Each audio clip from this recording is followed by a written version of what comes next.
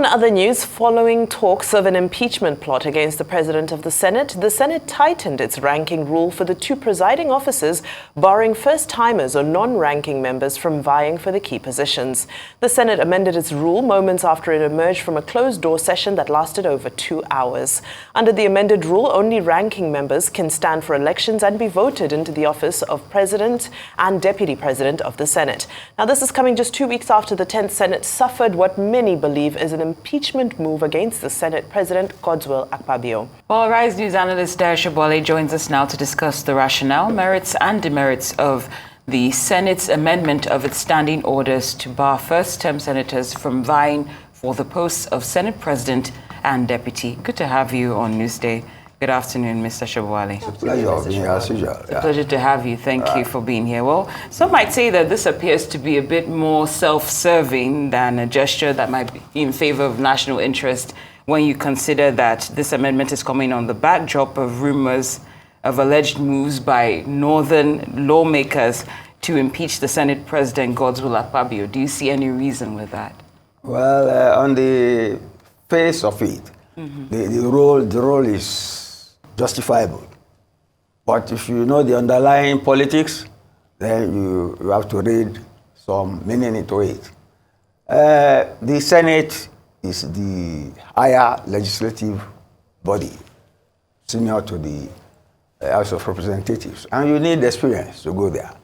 You have to acknowledge that. You cannot just come in and be a member of a committee, just like that. You may have studied the rules, but you need some time to acclimatize and know how to go about it. This is a lawmaking body. I liken it at times to a law court. You know the procedures in the law court, you know, the landed people, the procedure, how you table things, how you make your presentation. All that is very much at play in the Senate, because it's the higher parliament of the land, and you need experience to come there.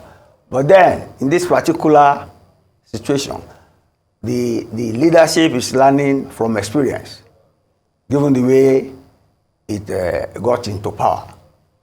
And then, you see, the politics of the Muslim ticket is still pursuing all of us, still pursuing the Senate leadership.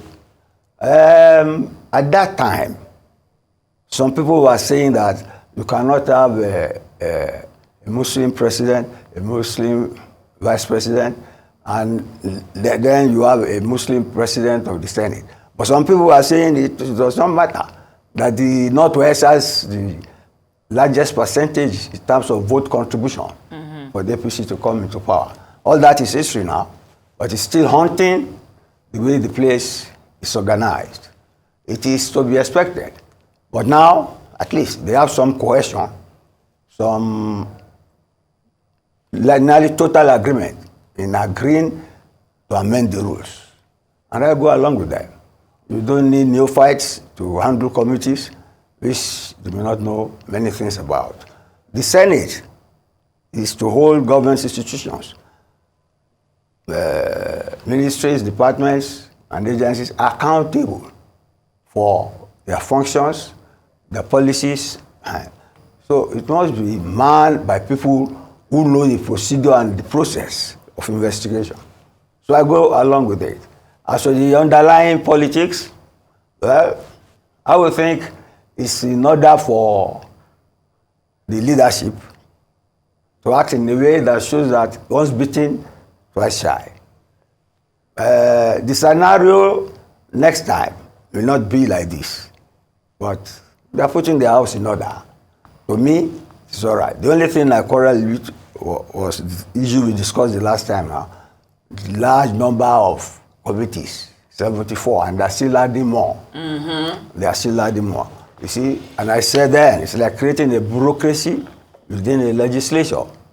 And out that, you see, if something is unwieldy, they need to be able to move fast and light to investigate, write reports, and respond to petitions that are brought to the House, and to curtail government expenditure from the executive branch. But if they are too unwieldy, about 74 committees. If they write report, who will read all those reports?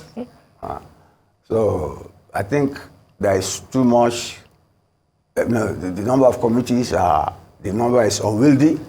They should address that. Maybe crop it down, and have some people in place to.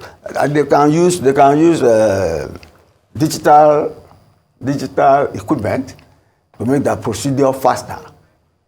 Although they should not use AI that will make rules that humans don't understand. Mr. Sobowale, on that point, thank you so much for your views on this topic.